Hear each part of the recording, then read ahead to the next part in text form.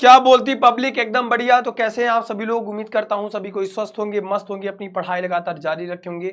मैं हूं किशन पांडे और यह है यूपी बोर्ड का सबसे नंबर 1 एजुकेशन का बेस्ट प्लेटफॉर्म। आई होप आप सभी लोग बहुत अच्छे होंगे, लगातार क्लासेस को रिवाइज भी कर रहे होंगे। बुक फर्स्ट हमने आपको सेपरेट बता दिया कि मोस्ट इंपॉर्टेंट क्वेश्चन कहां से पूछे जाएंगे, कैसे पूछे जाएंगे, यानी कि वेरी शॉर्ट आंसर और आपके ऑब्जेक्टिव शॉर्ट आंसर यहां से क्लियर हो जाएंगे इस वीडियो से। बुक फर्स्ट एक वीडियो में हमने बना दी, अब एक वीडियो की बात करते हैं कि जिसमें हम कंप्लीट बुक 2 की बात करेंगे, जो इंपॉर्टेंट प्रीवियस के क्वेश्चन है, ऐसे इंपॉर्टेंट क्वेश्चन जो आपके एग्जामिनेशन में कई दफा पूछे गए हैं या पूछे जाएंगे। ठीक है, तो चलिए शुरू करते हैं। सबसे पहले टॉपिक है हमारा ray optics and optical instrument का, जिसका पहला टॉपिक है reflection of a light and mirror. यहां से सवाल कितने बन सकते हैं और एक एक नंबर के सवाल कहां से बन सकते हैं, आइए इस बात पे चर्चा कर लेते हैं। ठीक है, तो चलिए स्टार्ट करते हैं। एग्जाम का समय बेहद नजदीक है, इस वजह से इन सब चीजों का रिवीजन आप बिल्कुल कर लें। अगर आपको आता है तो बिल्कुल रिवाइज हो जाएगा, नहीं तो कोई बात नहीं, आप इसको देख लीजिए। सबसे पहला सवाल है, कह रहा है कि an object is place 40 centimetre from the concave mirror of focal length 20 metre, the image formed. Image कैसा होगा, सिर्फ आपको इमेज के बताने की इमेज कैसा बनेगा। ठीक है, इमेज का नेचर बताना है। तो इमेज आपका रियल बनेगा, इन्वर्टेड बनेगा और सेम इन साइज और जैसे रहेगा वैसे, क्योंकि हमारे पास कैसा है, कॉन्केव मिरर है। ठीक है, फिर कह रहा है कि एक concave mirror of focal length, आपको एफ की वैल्यू गिवन है, फोकल लेंथ की वैल्यू गिवन है, forms in the virtual image of double size of then the find between the object of the mirror. आपको क्या पूछ रहा है कि भैया यू की वैल्यू आपको पूछ रहा है। ठीक है, ऐसे सवाल 1 मार्क्स के आपके एग्जामिनेशन में पूछे जाते हैं। इन सवालों की प्रैक्टिस ही कर लें और डायरेक्ट इन सवालों को जो थियरी के पार्ट है डायरेक्ट रट लें। अगर आप नया नहीं कुछ पढ़ना चाहते हैं, और नया पढ़ना भी नहीं चाहिए क्योंकि सिर्फ एक दिन के गैप है, अब थोड़ा सा समय मिला है, इसमें सीधे सीधे आप चीजें को, जो चीज इंपॉर्टेंट लग रही है उसको मेरे भाई रट डालो। क्या करोगे, करो या मरो की स्थिति है। ठीक है, फिर चलते हैं अगले सवाल पे। कह रहा कि find the relation between the focal length और radius of curvature. F equal to क्या होता है, r/2 होता है, जहां r क्या है, रेडियस ऑफ कर्वेचर है। ठीक है, चलिए चलते हैं आगे। फिर कह रहा है कि a point of objective pressure distance. अब इन सब फार्मूले पर आपको, फोकल लेंथ के फार्मूले पर 1 में एफ इक्वल टू 1 में वी प्लस 1 में यू, इस वाले फार्मूले पर कम से कम आप 1-2 न्यूमेरिकल की इस समय प्रैक्टिस जरूर कर लें, कम से कम 2 न्यूमेरिकल इस पर लगा लीजिए। ठीक है, ताकि आपको परेशानी ना हो उसमें एग्जामिनेशन में, क्योंकि इस पर न्यूमेरिकल आएगा ही आएगा। ठीक है, ये HW दे देता हूं, इसको प्रैक्टिस कर लेना क्योंकि नंबर्स ऑफ क्वेश्चन बहुत ज्यादा है हमारे पास। फिर अगर हम बात करें रिफ्रैक्शन ऑफ लाइट से, तो सवाल कैसे पूछे जाएंगे, जैसे आपको दे दिया है speed of a light in air, इतना गिवन है स्पीड ऑफ लाइट 3 × 10⁸ मीटर पर सेकंड। क्या रहेगा, what is the speed of light in the glass of refractive index. आपको एन की वैल्यू गिवन है, v इक्वल टू क्या होता है, एन इंटू लैम्डा होता है, आपको पता है। आपको क्या पूछ रहा है कि आपको रिफ्रैक्टिव इंडेक्स पूछ रहा है, वैसे रिफ्रैक्टिव इंडेक्स पूछ रहा है, तो यानी कि आपको स्पीड ऑफ लाइट गिवन है, सीधी सीधी बात है, आपको स्पीड ऑफ लाइट गिवन है। ठीक है देखो भाई, एक चीज बात आप समझ लो, बहुत प्रेम से समझ लो कि इस समय आप पढ़ाई पे फोकस नहीं कर रहे हो। इस समय आपका ये फोकस है कि सर डर लग रहा है तो क्या करें, सर एग्जाम का समय नजदीक आ गया है तो क्या करें, सर ऐसा लग रहा है कि कुछ पढ़े ही नहीं, ऐसा लग रहा है जैसे भूले जा रहे हैं। ये ज्यादा प्रॉब्लम कर रहा है जब एक दिन का समय बचा हुआ आपके पास। एक दिन के समय में मैं ये समझता हूं बहुत अच्छे से कि एक दिन में ये बहुत बच्चों के साथ प्रॉब्लम आती है कि जब एक दिन का टाइम रहता है तो उनके साथ ये बहुत प्रॉब्लम होता है कि प्रेशर बहुत ज्यादा होता है। ये आप अकेले नहीं हैं, आपको इस बात से बिल्कुल आपको घबराने की जरूरत नहीं है कि सिर्फ आप इस महफिल में अकेले हो, कि आप अकेले पेपर में बैठे हो जिसके पास समय कम होगा। मेरे भैया इस बात को याद रखना कि आपको बिल्कुल परेशान होने की जरूरत नहीं है। आप सीधे सीधे बस थोड़ा सा मोटिवेट होके खुद को, जो चीजें आपने पढ़ी है सिर्फ उसको रिवाइज कर लीजिए। यकीन मानिए, भरोसा रखिए कि जो आप पढ़ रहे हैं यही सब एग्जामिनेशन में आता है, कुछ अलग से नहीं आता है, और ना पूछा गया था, ना पूछा जाएगा, और ना पूछा गया है। एक बात याद रखिए, बस एक भी क्वेश्चन आपको छोड़ के नहीं आना है, डट के सामना करना है, और आप किसी से कम नहीं हो मेरे दोस्त, इस बात को याद रखना। और एक अच्छा रिजल्ट आएगा, देख लीजिएगा। और फिजिक्स में तो सबसे बढ़िया होगा यार, ये वादा है आपसे, सबसे बढ़िया रिजल्ट आएगा फिजिक्स का। ठीक है, ठीक है, अब आपको गिवन दैट है, क्या गिवन है, गिवन दैट है स्पीड ऑफ लाइट आपको गिवन है, क्या गिवन है, speed of a light given है, v इक्वल टू 3 × 10⁸ मीटर पर सेकेंड है। What is the speed of light in the glass of the refractive index. अरे ग्लास में पूछ रहा है, 1.5 की गिवन है, 1.5 डिवाइडेड बाई इसको कर देंगे तो कितना आ जाएगा भैया, 2, 2 इंटू 10⁸8, 3 इंटू 10⁸8 मीटर पर सेकेंड अपॉन में 1.5, और ये कितना हो जाएगा 2 इंटू 10⁸8 मीटर पर सेकेंड। ठीक है, फिर कह रहा है कि the refractive index of water and the glass with the respect to the air 4/3, दोनों को डिवाइड कर दो भाई, दोनों का आ जाएगा। ठीक है, जैसे क्या कह रहा है कि ध्यान से समझिए कि अगर आपको कभी भी ऐसे दिया रहे कि एयर के रिस्पेक्ट में ग्लास का रिफ्रैक्टिव इंडेक्स ANG दिया रहे, तो आप इसको बड़े आराम से 1/GNA लिख सकते हैं। लेकिन अगर आपको हो सकता है कि ग्लास के रिस्पेक्ट में डायमंड का दे दे, तो आप इसको आराम से ऐसे भी लिख सकते हो ना, बिल्कुल बड़े प्रेम से लिख सकते हो। जैसे मान लो आप इसको तो ऐसे भी लिख सकते हो 1ANG, एयर के रिस्पेक्ट में ग्लास का रिफ्रैक्टिव इंडेक्स अपॉन 1/GNA लिख सकते हो।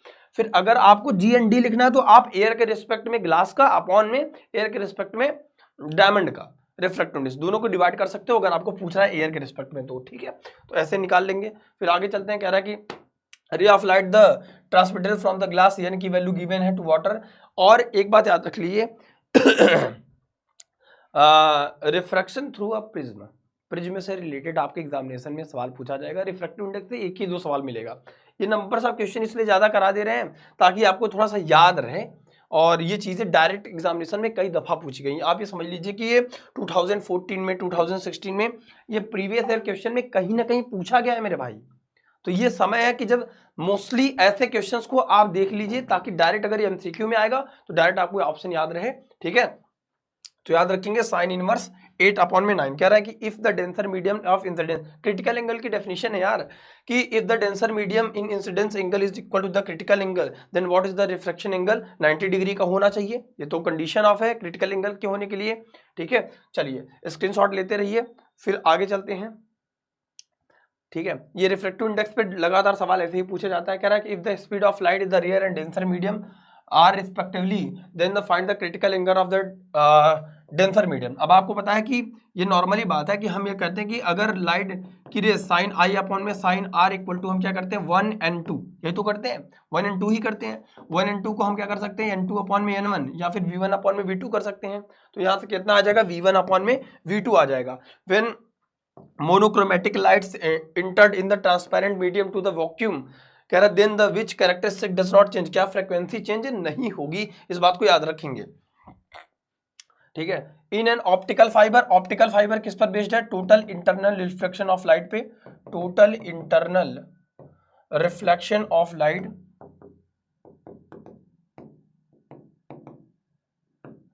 पर ऑप्टिकल फाइबर की वर्किंग प्रिंसिपल आपके एग्जामिनेशन में पूछी जाती है। Total internal reflection of light से एक सवाल पुट कर सकता है आपके एग्जामिनेशन में, तो वो इसका एग्जांपल है। तो हो सकता है वर्किंग प्रिंसिपल इसका पूछ ले, तो ये चीजें इंपॉर्टेंट, इसको याद रखिएगा जरूर। Refractive index of the material used for the cladding is less than the core material. ठीक है, चलिए आगे चलते हैं। फिर बात आती है कि refraction of a light on a spherical surface and lenses. Lens से सवाल क्या पूछा जा सकता है, लेंस से बिल्कुल बेसिक सवाल पूछा जाता है। चलिए देखते हैं, कह रहा है कि if the focal length of the convex lens का focal length for a red and violet lights FR, ये फोकल लेंथ फॉर रेड है। ठीक है, focal length for V respectively, then the what is the relation between FR and V।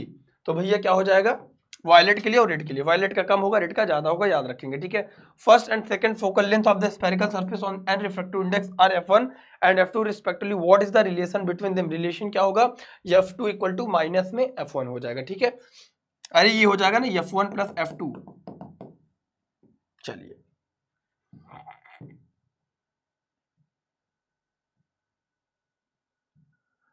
बात करते हैं बेटा कि प्रिज्म से रिलेटेड क्या सवाल पूछा जा सकता है। प्रिज्म से रिलेटेड अगर हम थियरी की बात करें तो ये जो हम पढ़ा रहे हैं आपको, वो थियरी के पार्ट से सेक्शन ए और सेक्शन बी, ये दो सेक्शन ये क्लियर कर देगा आपका, सेक्शन ए और सेक्शन बी। ठीक है, इसलिए सारे क्वेश्चन प्रीवियस ईयर के क्वेश्चन है, और यहां से आप आराम से ऑब्जेक्टिव कर ले जाएंगे, कोई दिक्कत की बात होगी ही नहीं। ठीक है, कह रहा है when light passes through a prism which colour shows maximum deviation. आपने देखा होगा मैक्सिमम डेविएशन और मिनिमम डेविएशन पूछा जाता है कलर डिकोड करके। आपको पता है कि जब व्हाइट लाइट या कोई भी सोर्स लाइट प्रिज्म पर पड़ती है तो वो 7 डिफरेंट कलर में डिकोड हो जाती है, तो मैक्सिमम किसका होगा बेटा, वॉयलेट का होगा, ठीक है, याद रखिएगा। फिर कह रहा है कि एक क्राउन ग्लास ऑफ पावर इतना गिवन है, P इक्वल टू 1/f से निकाल देंगे, ठीक है, नहीं वहां से नहीं निकालेंगे, क्यों, क्योंकि कह रहा है crown of a glass has a power of इतना दिया है, if crown glass prism generated इतना डिग्री एंगल कह रहा है, ठीक है, dispersion, then what is the average deviation angle. देखो एक एवरेज डेविएशन होता है, एक मिनिमम डेविएशन एंगल होता है। मिनिमम डेविएशन का सूत्र होता है n-1 या फिर μ-1 इंटू ए क्या होता है, angle of prism. Angle of prism कैसे बनता है मेरे भाई, जब एंगल ऐसे बनता है, ठीक है, दो ऐसे सरफेस जब इंक्लाइंड हो एक दूसरे से, इन दोनों के बीच में जो एंगल बनता है इसी को हम एंगल ऑफ प्रिज्म कहते हैं। क्या कहते हैं मेरे भाई, एंगल ऑफ प्रिज्म कहते हैं, ठीक है, याद रखिएगा। चलिए ये थ्योरी के पार्ट से इंपॉर्टेंट है। ऑप्टिकल इंस्ट्रूमेंट से क्या सवाल पूछा जा सकता है, ऑप्टिकल इंस्ट्रूमेंट से ऑब्जेक्टिव कभी रेयर एंड रेयर देखने को मिलता, हो सकता है किसी सेट में टकरा जाए। पहला कह रहा है कि व्हाट टाइप ऑफ इमेज, कैसे किस टाइप का image formed by the objective of a compound microscope. Compound microscope और टेलीस्कोप दोनों को याद रखिएगा, दोनों का वर्किंग प्रिंसिपल या रे डायग्राम। यहां से जब लॉन्ग आंसर आपका बनेगा मेरे भाई, तो लॉन्ग क्वेश्चन आंसर में यहां से सिर्फ क्या बनेगा, रे डायग्राम। क्या बनेगा, रे डायग्राम बनेगा आपके एग्जामिनेशन में निकालने के लिए, रे डायग्राम। याद रखिएगा इस बात को, ये चीजें इंपॉर्टेंट है आपके एग्जाम के पॉइंट ऑफ व्यू से। तो कैसा बनेगा, रियल बनेगा, लार्ज बनेगा, ठीक है, इस चीज को याद रखेंगे, बिल्कुल परेशान होने की जरूरत नहीं है। बिल्कुल इस चीज पे कमेंट ना करिए कि सर क्या यही आएगा, क्या सर जितना पढ़ा रहे हो जाएगा। भैया ईमानदारी से जो पढ़ाया जा रहा है उसको पढ़ते रहिए। अगर आप कुछ एक्स्ट्रा और पढ़ना चाहते हैं तो जो मैं कह रहा हूं, जो फार्मूला इंपॉर्टेंट है उसमें एक न्यूमेरिकल खुद से सॉल्व कर लीजिए और इस चीज को रिवाइज कर जाइए। पेपर छोड़ के मत आइए, पेपर पूरा लिख के आ जाइएगा। अगर थोड़ा बहुत आप भूल जा रहे हैं तो लेकिन उससे मिलता जुलता बनाकर लिखिएगा, छोड़िएगा नहीं पेपर। एग्जैक्टली बेटा प्रॉमिस करता हूं पेपर बहुत अच्छा जाएगा, बस पेपर छोड़ के नहीं आना है, वादा है आपसे दोस्त, ठीक है, बिल्कुल टेंशन नहीं लेने का। व्हाट इज द कहता है magnifying power of the simple microscope when final image is formed, d equal to 25 centimetre from eye, 1 plus D by F होता है। वैसे इसका डेरिवेशन का पार्ट हटा दिया गया, सिर्फ फार्मूला तो फार्मूला याद रखेंगे, ठीक है। चलिए आगे समझते हैं, ठीक है, तो इन सब का स्क्रीनशॉट ले लीजिए, ये चीजें इंपॉर्टेंट है। फिर बात करते हैं आपसे, रिफ्लेक्टिंग टेलीस्कोप कॉन्सिस्ट ऑफ, किसका, कॉन्केव मिरर, किससे बना है भैया, लार्ज अपर्चर का। कह रहा है कि why should the objective lens of compound microscope have a small focal length, क्यों होता है, because gate the maximum magnification. भैया ऐसा है कि जब हम माइक्रोस्कोप की बात करते हैं तो हमें छोटी चीजों को बहुत बड़ा देखना होता है, ठीक है, जब हम टेलीस्कोप की बात करते हैं तो बहुत बड़ी चीज को बहुत छोटा देखना होता है, ठीक है, दैट्स वाई रीजन है, because to get the maximum magnification, that's why we used the objective lens of the compound microscope have the small focal length, ठीक है। फिर बात करते हैं nature of light and Huygens principle. Huygens के principle से related आपके examination में सवाल बन सकता है। चलिए हाइगेंस के प्रिंसिपल पे चर्चा कर लेते हैं, कहां से बनेगा, ठीक है। कह रहा है कि what type of the wave front is generated from the line source of light, तो सिलेंड्रिकल वेव फ्रंट, ठीक है। और वेव फ्रंट और वेव क्या होता है याद रखिएगा, आपको डिफाइन वेव फ्रंट पूछा जा सकता है। क्या पूछा जाता है, डिफाइन वेव फ्रंट पूछा जा सकता है। Wave front there are 3 type of wave front होता है। वेव एक डिस्टर्बेंस है और वेव से ही बना, वेव फ्रंट बना है, ठीक है। Wave front there are 3 type का, एक होता है सिलेंड्रिकल, एक होता है स्फेरिकल और एक होता है क्या, प्लेन, ठीक है, याद रखेंगे। फिर कह रहा है what is the wave front for light diverging from the point source, अगर हो रहा है तो कैसा बनेगा, स्फेरिकल वेव फ्रंट बनेगा, याद रखेंगे। फिर बात करते हैं कि Huygens principle of the secondary wavelets में बी यूज टू, कैसे यूज होता है मेरे भाई, तो याद रखेंगे find the new position of the wavelength, ठीक है। फिर कह रहा कि what is the direction of motion of wave front, अगर कोई भी वेव है और वो मोशन के डायरेक्शन में भी प्रोपेगेट कर रही है तो वो कैसे वेव फ्रंट का निर्माण करेगी मेरे भाई, तो वो पैरेलल, ठीक है, याद रखेंगे। फिर बात करते हैं कि what does the Huygens principle say about each point of the wave front is the secondary distribution, याद रखेंगे, डायरेक्ट सवाल से पूछा जा सकता है। द स्पीड ऑफ लाइट इतना गिवन है, what will be the speed of glass in the refractive index, अभी हमने इस चीज को निकालने की कोशिश करी, ठीक है, इस चीज को हम पहले ही निकाल चुके हैं गाइज, ठीक है। कह रहा what happens to the wavelength of a light, it goes from the vacuum to any other medium. तो क्या होगा मेरे भाई, डिक्रीज होगा। इस बारे में हम चर्चा कर चुके हैं, कंप्यूटर मॉडल को दोबारा लगा दिया है। कह रहा what is the locus of all point where are the particles of the medium vibrate with the same phase is called wave front. Wave front की डेफिनेशन आपको याद होना चाहिए, आपके 2 मार्क्स पक्के हो जाएंगे। ये वेव फ्रंट की डेफिनेशन है। आप लिखेंगे wave front is the locus of all point where the particles of the medium vibrate with the same speed called the wave front. That's it. ठीक है, हमने कहा ना कि ये इंपॉर्टेंट है। और ये देखो आ गया, इंटरफेरेंस ऑफ लाइट से कैसे पूछा जा सकता है। इंटरफेरेंस ऑफ लाइट से आपको एक न्यूमेरिकल पूछा जा सकता है। हम आपको 3 फार्मूले लिख के देते हैं और उसी में से 100% आ जाएगा। जैसे आपको ये गिवन है कि the interference is produce by the 2 waves and density आपको 16:9 है। फाइंड द कह रहा है ratio of the maximum and minimum and density. I directly proportional होता है ए का स्क्वायर का। अगर हम ए मैक्सिमम की बात करेंगे तो A1 प्लस A2 होता है। अगर हम A मिनिमम की बात करेंगे एम्पलीट्यूड, तो A1 माइनस में A2 होता है। अब यहाँ से आप I मैक्सिमम की अगर हम आपसे बात करेंगे अपॉन में I मिनिमम का, मैक्सिमम केस में इसी का रेशियो पूछा जा सकता है। तो A1 प्लस A2 का होल स्क्वायर हो जाएगा अपॉन में A1 माइनस A2 का, अपॉन में A1 माइनस में A2 का होल स्क्वायर हो जाएगा। ठीक है, A1 प्लस A2 का होल स्क्वायर अपॉन में A1 माइनस A2 का होल स्क्वायर हो जाएगा। इस चीज को याद रखेंगे और यहीं से 49:1 आ जाएगा। ठीक है, याद रखेंगे। कह रहा है कि द एम्पलीट्यूड ऑफ सेम है, दोनों सवाल सेम पे है। अगर हमने इसको बता दिया है तो आपका ये है कि आप इसको प्लीज इस पे एक क्वेश्चन की प्रैक्टिस जरूर कर लें, क्योंकि इंटरफेरेंस ऑफ लाइट से यहाँ से ये जो न्यूमेरिकल पूछा जाएगा 2 या 3 मार्क्स का पूछ लिया जाएगा। ठीक है, देख लीजिए फिर वही बात आ गई, the maximum minimum intensity source. अब आई मैक्स और आई मिनिमम की वैल्यू दे रहे हैं, कह रहा है find the ratio between the them. ठीक है, याद रखिएगा। चलिए आगे चलते हैं।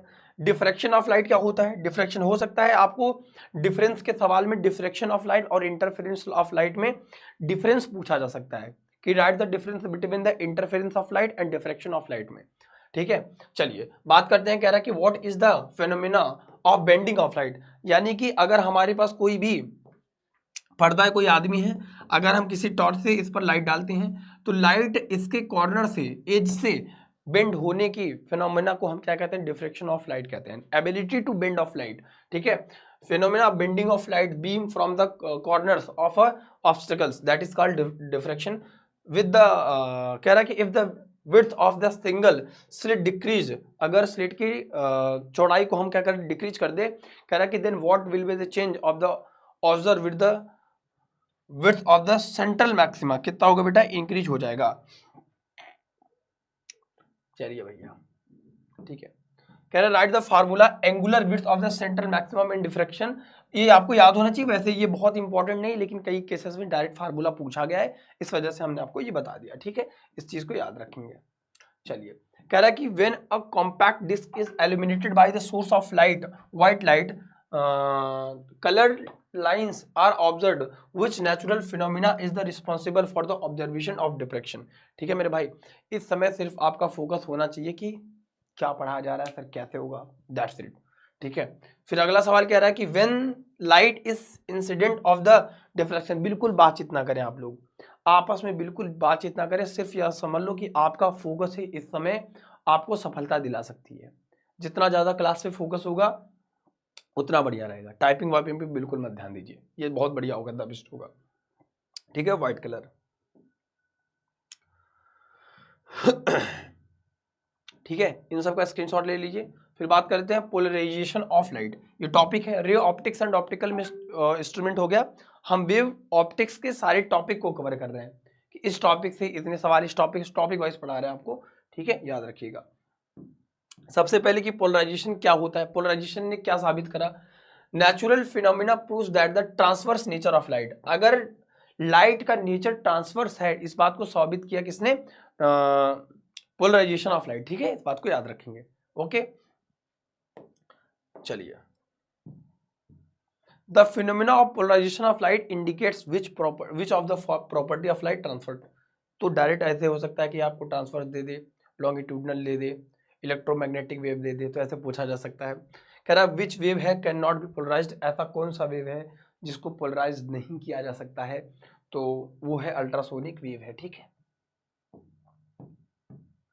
तो इसके बारे में अभी हमने आप को बता ही दिया, उसको बार बार पढ़ने की क्या जरूरत है, ठीक है। Which phenomena light does not Nicol prism produce, क्या हो जाएगा, polarisation. What is use for the polariser and analyser, polaroid का यूज करते हैं, इस्तेमाल करते हैं मेरे भाई इसका, ठीक है। बात आती है कि photo electric effect and the matter waves, ठीक है। Dual nature of matter and radiation का सबसे पहला और सबसे इंपॉर्टेंट टॉपिक है photo electric effect. Photo electric effect क्या होता है, सबसे पहले ये बात आपको जानने के लिए बहुत जरूरी है कि जब हमारे पास जैसे कोई मेटालिक सरफेस है और मेटालिक सरफेस पर होते हैं मेरे भाई नंबर्स ऑफ इलेक्ट्रॉन, आपको कभी कभी इसका डेफिनेशन पूछा जा सकता है, डिफाइन फोटो इलेक्ट्रिक इफेक्ट क्या होता है। तो अगर हमारे पास कोई मेटालिक सरफेस है और मेटल अगर वो कंडक्टर है तो उसके पास जाहिर सी बात है उसके पास फ्री इलेक्ट्रॉन होंगे। जब उसके पास फ्री इलेक्ट्रॉन होंगे तो जब इस पर सन की अल्ट्रावायलेट यूवी लाइट्स पड़ेगी तो इसको एनर्जी मिलेगी। जब एनर्जी मिलेगी तो ये इलेक्ट्रॉन क्या हो जाएंगे, एमिट होना स्टार्ट कर देंगे। इलेक्ट्रॉन के एमिट होने की फेनोमेना को ही हम क्या कहते हैं मेरे दोस्त, मेरे भाई, फोटो इलेक्ट्रिक इफेक्ट कहते हैं, ठीक है। What is the formula for the kinetic mass of the moving photon, direct formula याद रखिएगा, equal to H nu H C upon, equal to क्या होता है एनर्जी का, एच न्यू होता है, nu equal to C by lambda, तो H C upon में लैम्डा होता है, याद रखेंगे। फिर कह रहा है कि an electron mass of charge E being accelerated with the v volt, ठीक है। what is the maximum velocity of electron in the collision, under root 2 EV by m हो जाएगा, ठीक है। write the relation between threshold frequency and the work function, अब यहाँ पे phi not कर लो एस सी अपॉन में न्यू नॉट, ये क्या थ्रेशोल्ड फ्रीक्वेंसी। चलिए भाई क्या बाबू, ये सबसे इंपॉर्टेंट फार्मूला है, इस फार्मूले से रिलेटेड आपको एग्जामिनेशन में न्यूमेरिकल 100% देखने को मिलेगा, याद रखिएगा।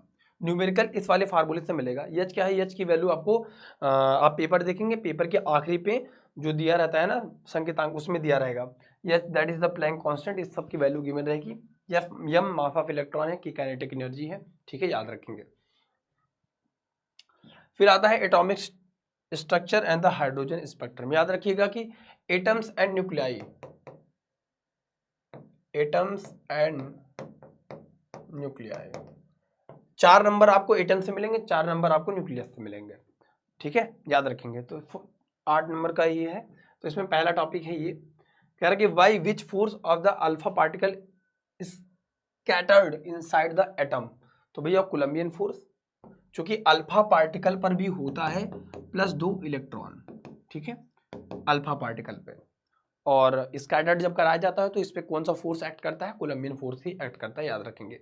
फिर कह रहा है what is the angular momentum of an electron in hydrogen atom is ground state, या NH अपॉन, यानी कि उन्होंने बताया था बोहर का एटॉमिक मॉडल और रदरफोर्ड का एटॉमिक मॉडल, और दोनों के लिमिटेशन से आप याद कर लीजिए, काम हो जाएगा।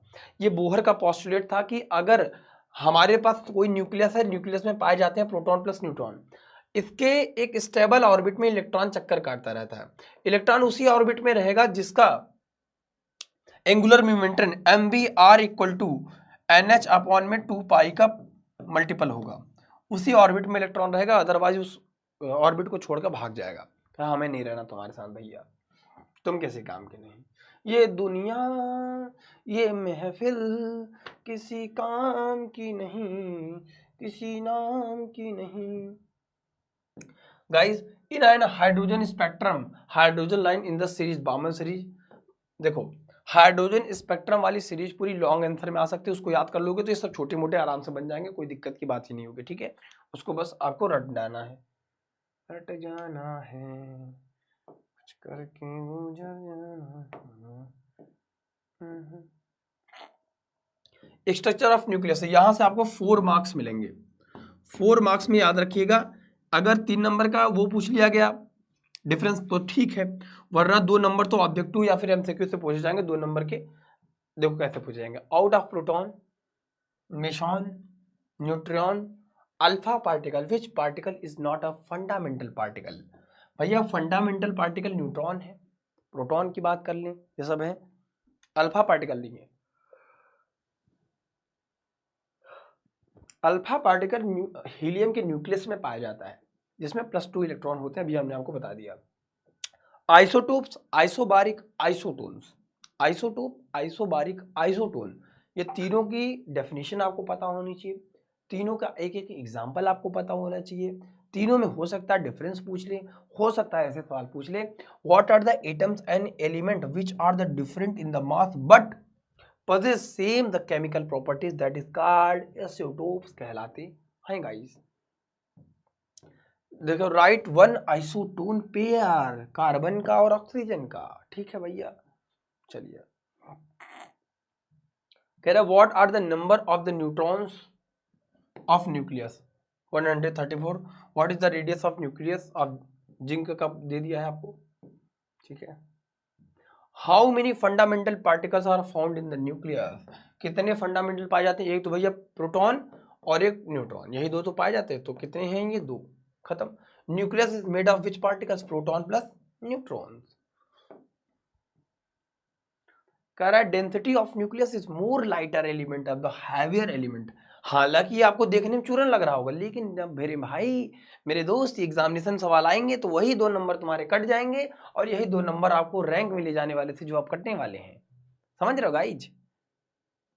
अब ये जो कटने वाले हैं एक नंबर नहीं छोड़ा। How many electrons are the present in the nucleus, uranium है, यूरेनियम में कितने हैं भैया, अगर आपको पूछे कि इलेक्ट्रॉन तो भैया कितने इलेक्ट्रॉन है कितने चार्ज है, क्यू बराबर प्लस माइनस एनी नहीं, अब यहाँ पे प्लस माइनस जेड ही कर दो, जेड पे यहाँ पे एटॉमिक नंबर डाल दो, आपको पता चल जाएगा उस पर कितने इलेक्ट्रॉन या कितने फंडामेंटल चार्ज हैं। What is the nature of the nuclear force, भैया एक्सचेंजिंग फोर्स।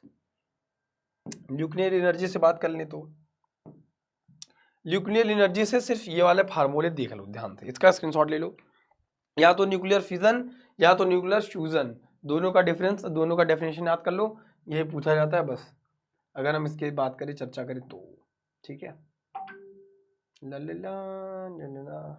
अब बात करते हैं सेमीकंडक्टर से। सेमीकंडक्टर से ऑब्जेक्टिव में एक ही सवाल पूछा जाएगा मैक्सिमम हर सेट में, ठीक है, वरना वो लॉन्ग ही देगा, मैक्सिमम 1 या 2 वेरी शॉर्ट में पूछे जाते हैं, वरना भैया ये लॉन्ग में ही उठा के देता कि ले जा भैया ले जा, ठीक है।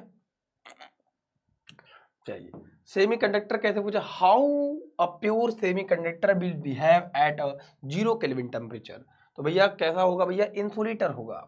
Name of one substance which is use the dope in the intrinsic semiconductor to make P type semiconductor, P type के सेमीकंडक्टर बनाने के लिए ऐसी कौन सी इम्प्योरिटी बनाई जाती है, उस एलिमेंट का नाम बता दिए, तो एल्यूमिनियम मिलाया जाता है। डोप का मतलब होता है किसी चीज को मिलाना, मिक्स करना, डोप्ड, डोपिंग करना। What happens to the conductivity of semiconductor when impurity is doped, जब हम impurity क्या करते हैं, डोप करते हैं, मिलाते हैं सेमीकंडक्टर में, तो क्या होता है बेटा, कंडक्टिविटी क्या होती है, इंक्रीज हो जाती है। याद रखिएगा, अगर किसी की कंडक्टिविटी इंक्रीज होगी तो उसकी रेजिस्टिविटी क्या होगी, कम हो जाएगी। तो रेजिस्टिविटी की अगर हम बात करें, इनवर्सली प्रोपोर्शनल 1 में कंडक्टिविटी, एक को बढ़ाओ एक को घटाओ। What are the majority charge carriers in the P type and N type semiconductors, तो भैया क्या हो जाएगा, होल एंड इलेक्ट्रॉन हो जाएगा। फिर कह रहा है अगला कि व्हाट काज, ऐसा क्या कारण है, reverse saturation current in the P N junction diode minorities, charge carriers करने लगता है minorities. What is the majority charge carriers in N type semiconductor में, क्या होता है मेरे भैया, इलेक्ट्रॉन को कैरी करता है। चलो गाइस अगले पे चलते हैं। Forward biased PN junction diode as a rectifier, PN junction diode as, उसमें फॉरवर्ड बायस्ड और रिवर्स बायस्ड दोनों याद होना चाहिए आपको। इन विच केस, ऐसा कौन सा केस है, the diffusion of current PN junction diode is greater than the drift current, तो भैया ऐसा कब होता है, फॉरवर्ड बायस्ड में। देखो फॉरवर्ड बायस में करंट तो फ्लो होगी, रिवर्स बायस्ड में नहीं होगी, सिंपल बात है। What is the resistance of an ideal PN junction diode in the forward and reverse biased, 0 and infinite, हमने आपको बता दिया, एक में 0 और एक में इनफाइनाइट। ठीक है, इसको याद रखेंगे, इट्स नॉट इम्पॉर्टेंट, यहां तक आपको क्लियर होना चाहिए। ये हमने आपको ये तक बता दिया है कि बुक फर्स्ट भी इसका पूरा, ये तो हमने सिर्फ बुक 2 को कवर किया है, बुक 2 को कवर कर लिया, बुक फर्स्ट भी आपका कवर हो चुका है, तो यहां से आपके 2 से 3 सेक्शन कवर हो जाएंगे। बाकी की और भी जो लगातार क्लासेस आ रही है उसको भी वॉच करते रहिए, उस क्लासेस में आपको मोस्ट इंपॉर्टेंट डेरिवेशन का सेक्शन अलग, सारी चीज आपको बता देते हैं, बस इन सब क्वेश्चन की प्रैक्टिस करते रहें और आपकी सफलता आपकी मेहनत ही है जो दूसरे से आपको अलग करेगी, मेहनत ही है दूसरे से अलग करेगी।